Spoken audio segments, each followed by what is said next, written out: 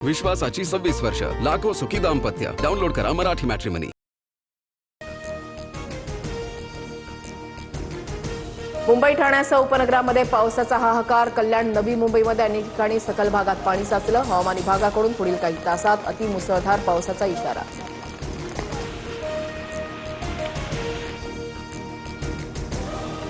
भिवंडीला मुसळधार पावसानं झोडपलं. मुख्य बाजारपेठा पाण्याखाली. घरासह दुकानांमध्ये पाणी शिरलं. जनजीवन विस्कळीत.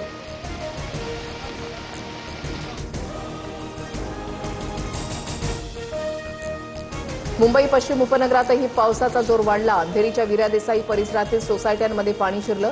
विरारमधील विवा कॉलेज परिसर सुद्धा जलमय. नालासोपारा, तुळींज स्टेशन रोड आणि बस डेपो परिसरही पाण्याखाली. गुडघाभर पाण्यातून नागरिकांची कसरत.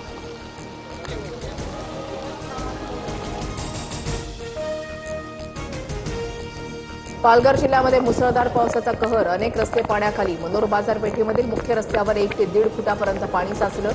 वाहतूक ठप्प.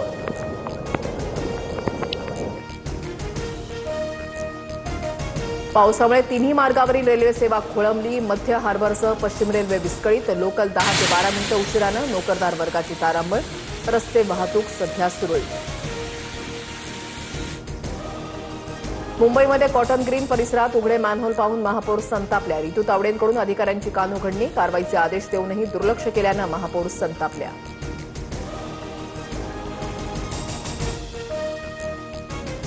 मुंबई पुण्यामध्ये झाडांची पडझड सुरूच. दादर फुल मार्केटमध्ये भलं मोठं झाड कोसळलं. पुण्याच्या सेनापती बापट रोडवर ही झाड कोसळून वाहनांचं नुकसान. सुदैवानं जीवितहानी नाही.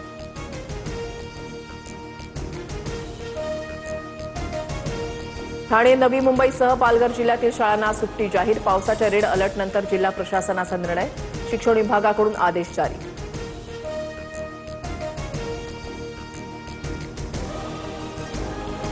रेड अलर्टमुळे आपत्ती विभाग अलर्ट मोडवर. मुंबई, ठाण्यासह पालघर, पनवेलसाठी हेल्पलाईन जारी. आपत्ती काळामध्ये नागरिकांना संपर्क साधण्याचं आवाहन.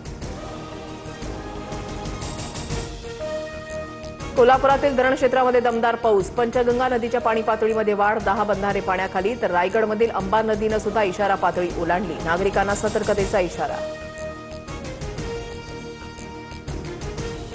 दमदार पावसामुळे राज्यातील धरणं ओव्हरफ्लो. हतनूरचे 10 दरवाजे तर गोसेखुर्द धरणाच्या सर्व 33 दरवाजांमधून पाण्याचा विसर्ग सुरू.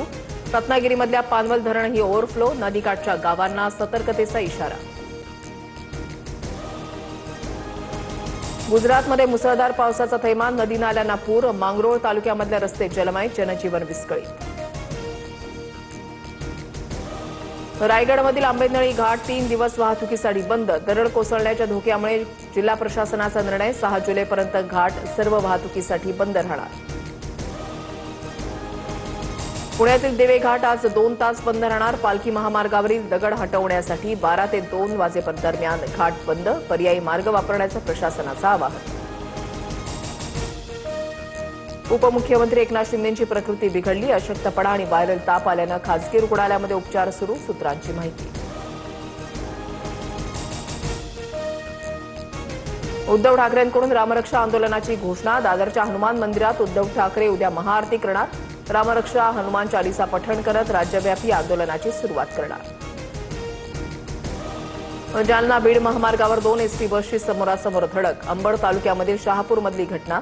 बसमधील 30 ते 35 प्रवासी जखमी असल्याची प्राथमिक माहिती.